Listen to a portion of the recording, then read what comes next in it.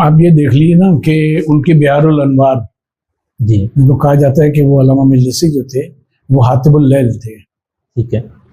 جو رات کو اندھیرے میں لکڑیاں چننے جاتا ہے اور جب صبح ہوتی ہے لے کر آتا ہے، صبح ہوتی ہے تو دیکھتا ہے کہ اس میں پتہ ہے سب کچھ خز و خاشاک موجود۔ تو بہار الانوار 110 جلدوں میں شائع ہوئی، اس میں ہر قسم کی چیزیں جو ہیں وہ حاطب اللیل نے جمع کر دی۔ اچھا، اب اس کا جو نقصان ہوا ہے وہ یہ ہوا ہے کہ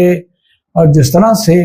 مسلمانوں میں یہ جذبہ پایا جاتا ہے کہ نبی پاک صلی اللہ علیہ وسلم سے منسوب جو چیز ہے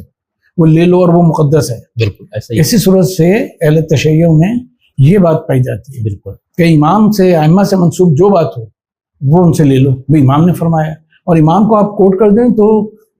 انسان آگے سے کوئی بات نہیں کہتا، صحیح، اس لیے کہ آپ دلیل وہ دے رہے ہیں کہ امام کی جماعت دے رہے ہیں، اور یہ اس شخص کی خیانت ہے کہ اس نے تحقیق نہیں کی کہ